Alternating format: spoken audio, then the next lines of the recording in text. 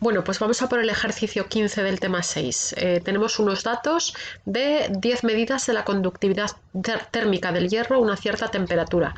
Suponiendo que la población es normal, bueno, pues nos preguntan un intervalo de confianza para la conductividad media. Si se conoce por estudios anteriores que la varianza, aquí se refiere a la varianza poblacional, es 0,0807, ¿cuál es el intervalo de confianza? Y me preguntan después qué tamaño de muestra debo tomar para tener un error máximo de 0,15, con probabilidad 0,95. Bueno, pues la variable X, lo primero es siempre definir la variable conductividad térmica del hierro. Tengo 10 observaciones que forman una muestra aleatoria simple de X y los valores que tenemos en Minitab son la realización de la muestra X1, X10. Bueno, como tenemos los datos, voy a recordaros esto del contraste de normalidad y entonces eso sería lo primero que deberíamos hacer. Ya lo he ido diciendo en las sesiones de prácticas. En vuestro control tendréis que hacer alguna prueba de bondad del ajuste. Por lo tanto, cojo las observaciones, ¿vale? Esto era de un ejercicio anterior.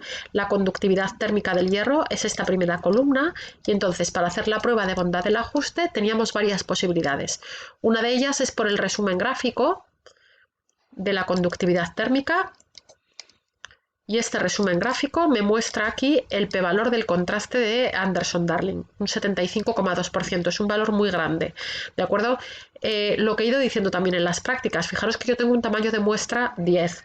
Pretender que con 10 observaciones el histograma quede con forma de campana, bueno, pues es poco menos que pedir peras al olmo. Por lo tanto, bueno, pues a pesar de que los datos no tienen forma de campana, que la gráfica no tiene mucha forma de campana, el p-valor del contraste de hipótesis de bondad del ajuste de Anderson-Darling nos dice que no hay evidencia muestral suficiente como para rechazar la hipótesis nula, es decir, la aceptaré. Bueno, la hipótesis nula que estamos planteando es que la variable X se comporta como una distribución normal frente a la hipótesis alternativa de que no lo hace de esa forma. Bueno, otra forma de resolver o de contestar a si los datos provienen o no de una distribución normal es haciendo este probability plot, el gráfico de probabilidad que está en Minitab en gráfica de probabilidad. Ojo, no confundir con el que hemos utilizado de distribución de probabilidad, no, gráfica de probabilidad, el individual, y con los datos de la conductividad térmica. Me aseguro en el botoncito de distribución que está puesto la normal y los parámetros que los estime a partir de la muestra, de la información muestral. Bueno, el gráfico es este que os había puesto en la diapositiva.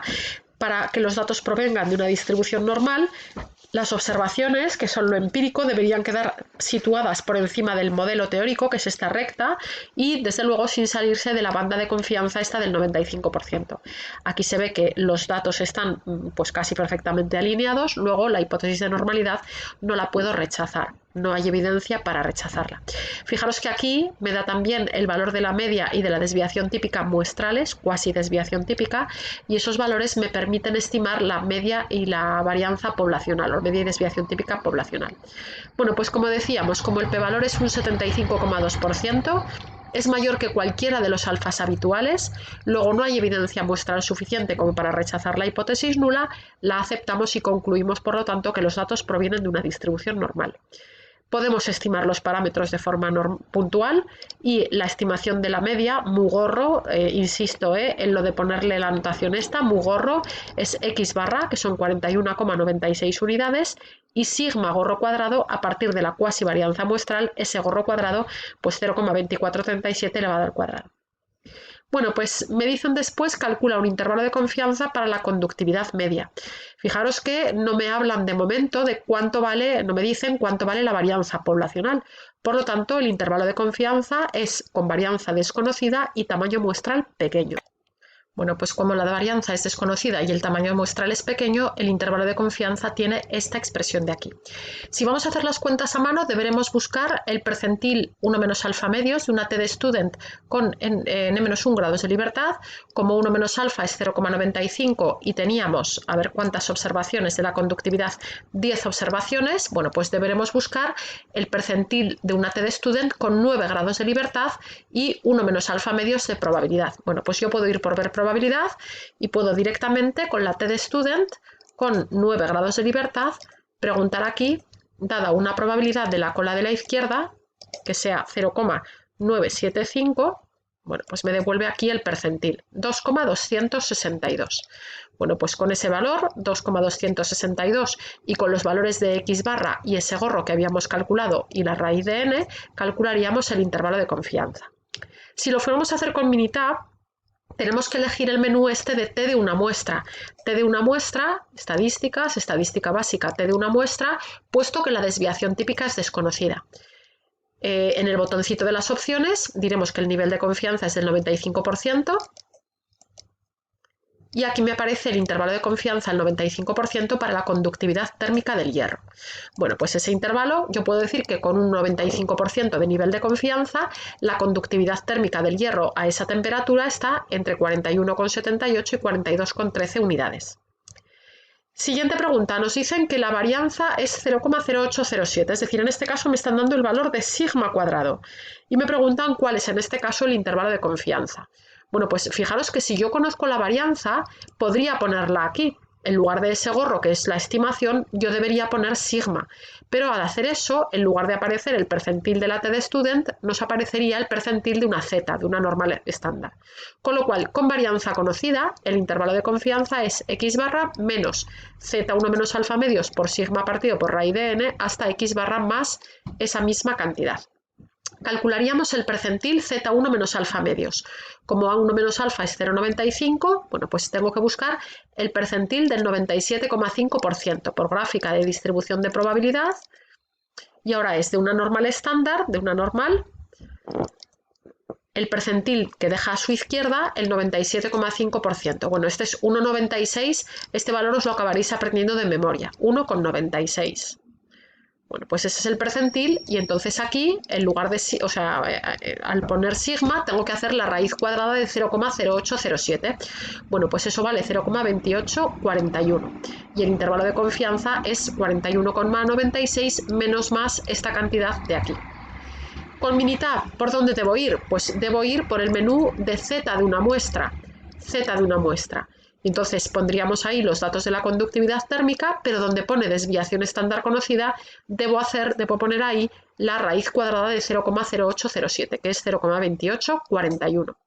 En las opciones dejamos el nivel de confianza al 95% y el intervalo, bueno, pues es el que había puesto antes en la diapositiva. ¿Vale? 41,7839, 42,1361. Luego nosotros podemos decir que con una confianza del 95%, la conductividad media del hierro a esa temperatura está entre esos dos valores. Mucho cuidado con las interpretaciones erróneas, esto lo he dicho en alguno de los vídeos. Si yo digo que el intervalo es este porque x barra, que vale 41,96, pertenece al intervalo de confianza, eso está mal. Decir eso, insisto, lo he dicho muchas veces, es una obviedad. X barra es el punto medio, luego siempre pasa. ¿Para qué me sirve el intervalo? Bueno, pues ahora me podrían preguntar, ¿puede ser 42 unidades la conductividad térmica del hierro a esa temperatura? Y la respuesta es sí, puede ser porque el intervalo contiene a 42. ¿Puede ser 40 la conductividad térmica del hierro a esa temperatura? Bueno, pues no, porque el intervalo no contiene el valor 40 y además con una confianza del 95% la conductividad térmica está por encima de 40, que va desde 41,78 a 42,13, ¿vale? Bueno, última pregunta. Nos dicen qué tamaño muestral debo tomar si se quiere que el error máximo sea 0,15 con probabilidad 0,95. Entonces yo eso lo podemos hacer suponiendo que la varianza es conocida y lo podemos hacer o bien con la formulita que teníamos de cálculo de tamaño muestral mínimo o con la semiamplitud del intervalo de confianza. Con cualquiera de las dos formas me valdría.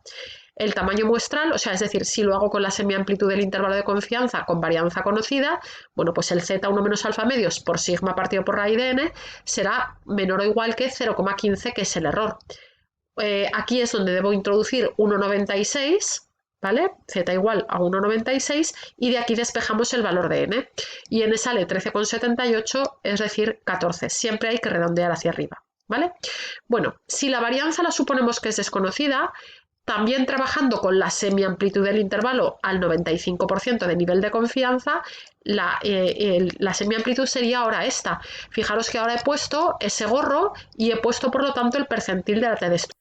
Fijaros que antes puedo calcular con el tamaño muestral que nosotros teníamos cuál es el margen de error.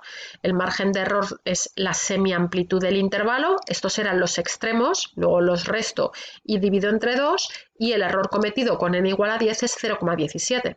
Si yo quiero ahora que el margen de error sea 0,15 o menos, el tamaño muestral lo voy a tener que aumentar, va a tener que ser mayor estricto que 10. Entonces, lo que quiero es, ahora ya, a partir de esta expresión, despejar el valor de n. Y necesitamos buscar el valor de n que sea mayor o igual que esta cantidad de aquí, sustituyendo ese gorro y 0,15, bueno, pues por sus valores. Fijaros que el valor de la n aparece aquí y aparece aquí también de subíndice, es los grados de libertad del percentil del 97,5% de esa distribución TD-Student. Por lo tanto, tengo que ir evaluando qué valor de n verifica que es mayor o igual que esta expresión que aparece aquí. Desde luego tiene que ser mayor que 10. Luego yo puedo probar con 11, 12, 13, bueno, pues voy a probar de 2 en 2, por ejemplo, con 12. ¿Es 12 mayor o igual que el percentil 11 del 97,5% de una TD-Student, 0,24, etcétera, etcétera? Bueno, haciendo esta cuentecita, bueno, pues buscamos el percentil, vale 2,201, multiplico y esa cantidad vale 12,79. ¿Es 12 mayor o igual que 12,79? Pues la respuesta es que no. Luego el tamaño muestral 12 no me vale. Aumento un poco, ¿vale? Y aumento a n, 13. 13. ¿Es 13 mayor o igual que el percentil de la TD-Student, etcétera? Bueno, pues esto sale 12,53. 13 sí que es mayor o igual que 12,53, por lo tanto el valor de n, 13, sí que me valdría. Y es decir, si la varianza es desconocida, debo tomar por lo menos 13 observaciones. Bueno, pues con esto este ejercicio quedaría finalizado y os grabaré otro día el que queda de los propuestos para el fin de semana, que habían quedado propuestos del fin de semana. Venga, chao.